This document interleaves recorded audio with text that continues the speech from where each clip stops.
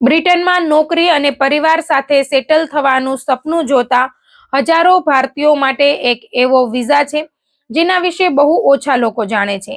આ છે યુકેનો religious worker visa એટલે કે ટેમ્પરરી વર્કર રૂટ.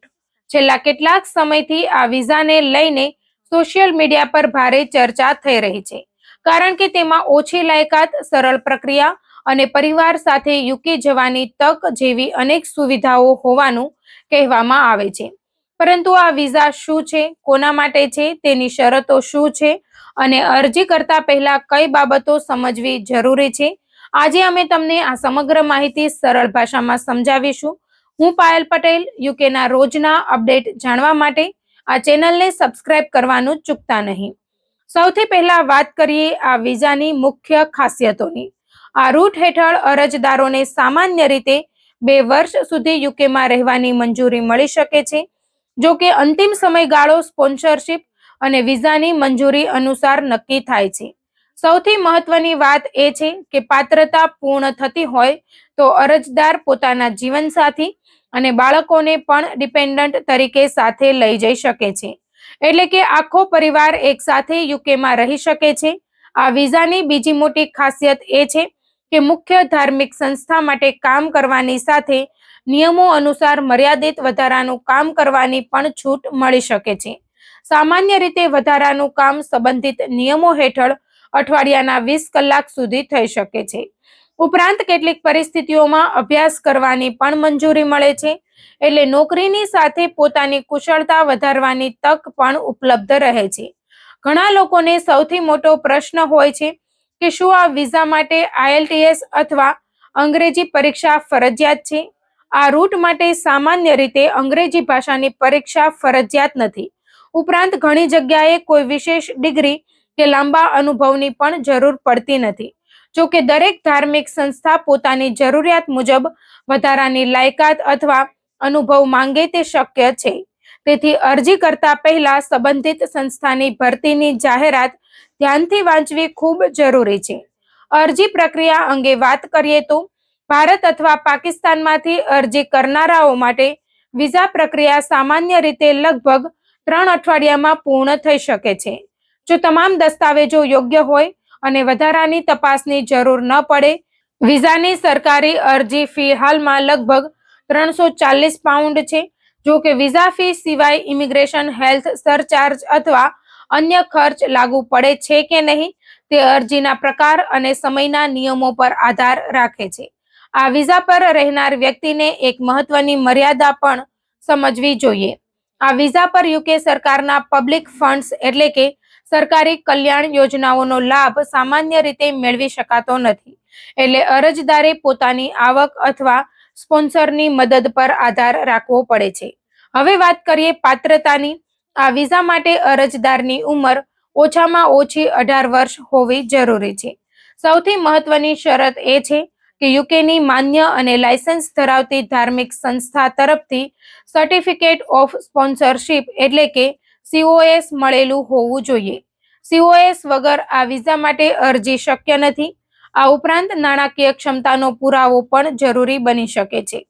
સામાન્ય રીતે અરજદારના બેંક ખાતામાં છેલ્લા 28 દિવસથી ઓછામાં ઓછા £1270 હોવા જોઈએ.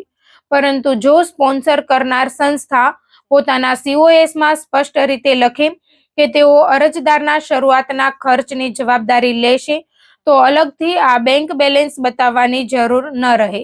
હવે જરૂરી દસ્તાવેજો પર નજર કરીએ તો માન્ય passport, passport size photograph, VFS biometric appointment, TB test report જ્યાં લાગુ પડે ત્યાં જ, સર્ટિફિકેટ ઓફ સ્પોન્સરશિપ અને જરૂરી હોય તો બેંક બેલેન્સનો પુરાવો અરજી માટે જરૂરી દસ્તાવેજોમાં સામેલ થાય છે. દસ્તાવેજોમાં કોઈ ભૂલ કે અધૂરી માહિતી અરજીમાં વિલંબ અથવા ઇનકારનું કારણ બની શકે છે. હવે પ્રશ્ન થાય કે આ વિઝા હેઠળ કઈ પ્રકારની નોકરીઓ ઉપલબ્ધ હોય છે. યુકેમાં અનેક મંદિર, ગુરુદ્વારા, ચર્ચ, મસ્જિદ અને ચેરિટી સંસ્થાઓ સમયાંતરે વિવિધ જગ્યાઓ માટે ભરતી કરે છે. ઉદાહરણ તરીકે પૂજારી, મહારાજ, ગ્રંથી સાહેબ, કીર્તનિયા, અરદાસિયા, ધાર્મિક શિક્ષક, ભાષાંતરકાર અથવા ધાર્મિક સેવાઓ સાથે જોડાયેલી કર્મચારીઓની માંગ રહેતી હોય છે. કેટલાક ગુરુદ્વારાઓમાં પંજાબી ભાષા જાણતા લોકો માટે કીર્તન પાઠ, અરદાસ, પંજાબી ભણાવવાનું અથવા અનુવાદનું કામ પણ ઉપલબ્ધ હોય છે. કેટલીક જગ્યાએ વાર્ષિક આશરે 19,000 પાઉન્ડ સુધીનો પગાર તેમજ રહેવાની વ્યવસ્થા જેવી સુવિધા પણ આપવામાં આવે છે. જો કે પગાર, રહેઠાણ અને અન્ય લાભ દરેક સંસ્થા પ્રમાણે અલગ અલગ હોય છે. ધાર્મિક સંસ્થાઓ સિવાય કેટલીક જગ્યાએ જનરલ મેનેજર, સુરક્ષા કર્મચારી, સફાઈ કર્મચારી અથવા અન્ય સહાયક સ્ટાફ માટે પણ ભરતી થતી હોય છે. પરંતુ દરેક નોકરી માટે અલગ પાત્રતા અને જવાબદારીઓ હોય છે.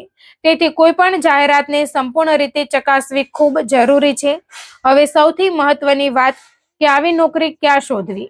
નિષ્ણાંતોના જણાવ્યા મુજબ સૌથી સારી રીત એ છે કે સીધા જ યુકેની માન્ય ધાર્મિક સંસ્થાઓની સત્તાવાર વેબસાઇટ શોધવી.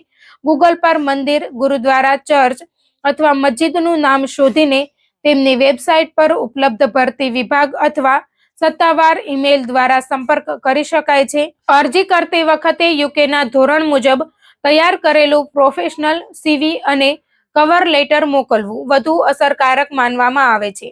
નિષ્ણાંતો એક મહત્વની સલાહ પણ આપે છે. માત્ર વિઝાના નામે મોટી રકમ માંગતા એજન્ટોથી સાવધાન રહેવું જોઈએ. શક્ય હોય ત્યાં સુધી સીધો સંપર્ક સંબંધિત સંસ્થા સાથે જ કરવો જોઈએ. સ્પોન્સરશિપ આપતી સંસ્થા યુકે સરકાર પાસે લાયસન્સ ધરાવે છે કે નહીં તેની પણ સત્તાવાર રીતે ખાતરી કરવી જોઈએ. આ સમગ્ર પ્રક્રિયામાં કેટલાક લોકો માર્ગદર્શન આપતી ખાનગી સેવાઓનો પણ ઉપયોગ કરે છે. ઉદાહરણ તરીકે ગેરી ટીવી નામની ચેનલના સંચાલક પોતાનો યુકેમાં વર્ષોનો અનુભવ બતાવીને લોકોને માર્ગદર્શન, યુકે સ્ટાન્ડર્ડ મુજબનું સીવી અને કવર લેટર તૈયાર કરવામાં તેમજ વિવિધ વિઝા માટે અરજી પ્રક્રિયામાં સહાય કરવાની સેવા આપતા હોવાનો દાવો કરે છે. જો કે આવી કોઈ પણ ખાનગી સેવા લેતા પહેલા તેની વિશ્વસનીયતા, અનુભવ અને ફી વિશે સંપૂર્ણ તપાસ કરવી જરૂરી છે. અંતમાં એટલું જ કહી શકાય કે યુકેનો રિલિજિયસ વર્કર વિઝા ઘણા લોકો માટે એક સારો વિકલ્પ બની શકે છે. પરંતુ આ વિઝા દરેક વ્યક્તિ માટે નથી. આ રૂટ ખાસ કરીને માન્ય ધાર્મિક સંસ્થાઓમાં સેવા આપવા ઈચ્છતા લોકો માટે બનાવવામાં આવ્યો છે. અરજી કરતા પહેલા સત્તાવાર નિયમો વાંચવા, લાયસન્સ ધરાવતી સંસ્થાની સ્પોન્સરશિપ મેળવવી અને કોઈ પણ એજન્ટ અથવા ઓફર પર વિશ્વાસ કરતા પહેલા તેની સંપૂર્ણ ચકાસણી કરવી સૌથી જરૂરી બાબત છે.